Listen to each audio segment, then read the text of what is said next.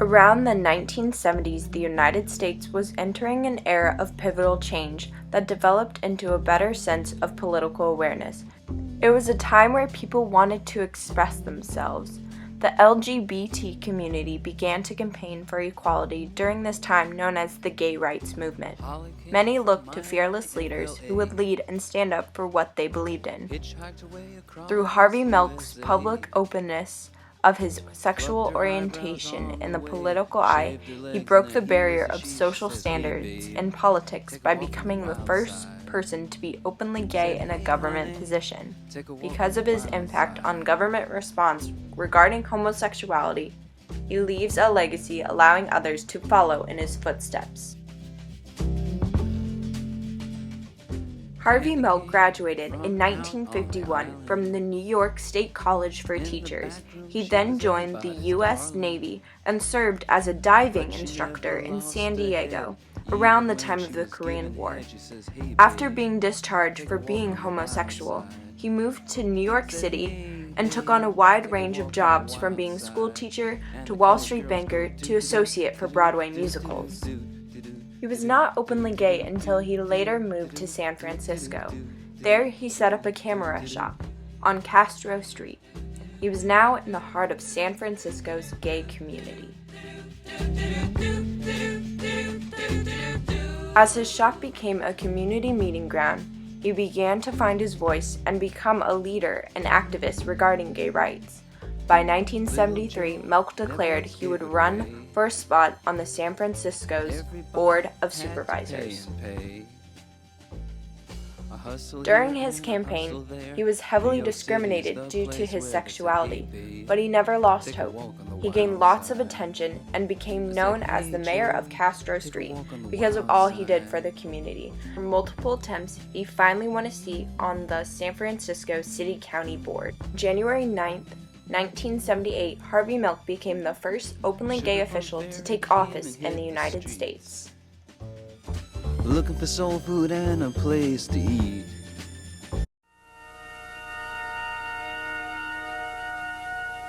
Somewhere in Des Moines or San Antonio, there's a young gay person who all of a sudden realizes that she or he is gay, knows that if the parents find out, they'll be tossed out of the house.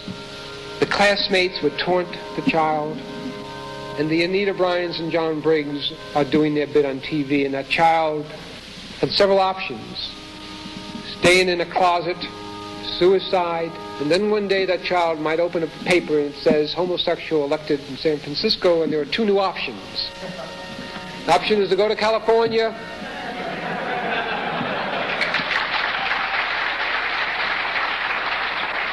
stay in San Antonio and fight. 2 days after I was elected, I got a phone call, and the voice was quite young.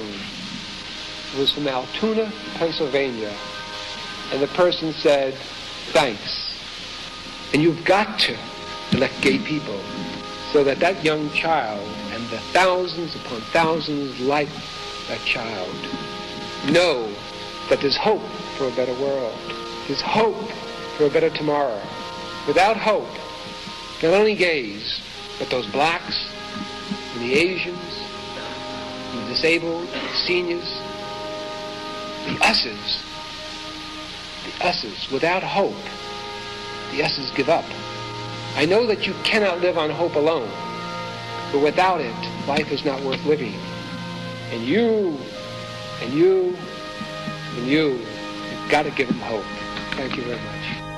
Milk not only wanted equality for gays, but he also fought to reform childcare, the housing market, and establish a civilian police review board.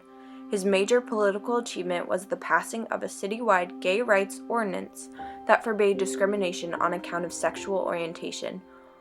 The only supervisor that opposed the bill was Dan White. White later resigned from office. In November 1978, Milk urged Mayor George Moscone, a close friend of his, not to reappoint Dan White, a troubled soul who believed in traditional values and perceived a growing tolerance of homosexuality in the city hall that he did not approve of. On November 27, 1978, a bitter White entered City Hall with a loaded gun. He first stopped at the mayor's office, where he and Moscone began an argument that escalated, and White shot Moscone 4 times. In a fit of rage, White crept down the hall and proceeded to shoot Milk 5 times. Afterwards, he turned himself into the police station where he had previously worked.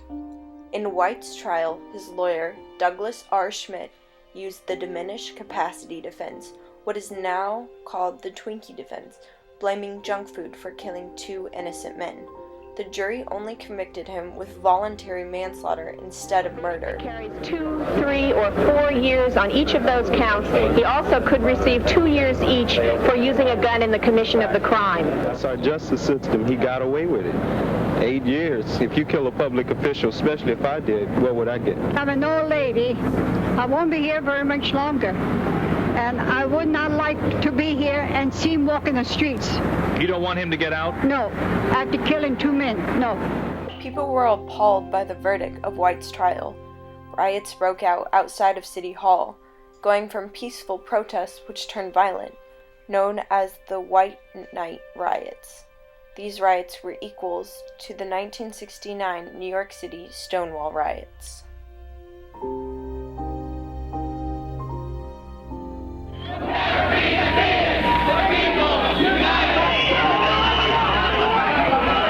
Almost an uncontrollable situation. Get in touch with all the district stages. Find out if you've got any more squads. Send me more help.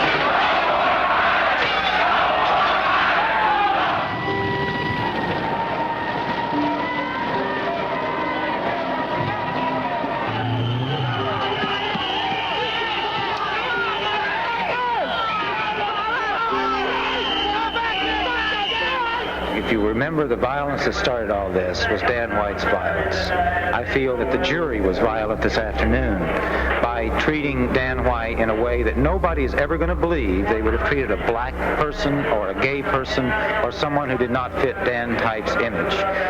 They were saying that the spirit of Dan White, with all of its pettiness, all of its meanness, and all of its violence right below the surface, is okay. And in so doing, we're very violently attacking the memory of George Moscone and Harvey Milk. We are reacting with anger because we are angry. Milk's determination and courageous nature set the tone for future gay politicians. His charisma, his powerful speeches, and his entrance into the heterosexual power base of politics gave the homosexual community hope of living in a world free of persecution. Many have followed in his footsteps. In 2012, Tammy Baldwin became the first openly gay elected to the Senate. Harvey Milk's goal has remained intact. Even given his brief time in office, his legacy as a pioneer lives on in the Harvey Milk Foundation run by his nephew, Stuart Milk. The organization works for global LGBT equality by volunteer work and donations. Harvey Milk was a martyr for the gay rights movement, and he will never be forgotten for his courageous deeds and actions. Playing tunes to fit your eyes.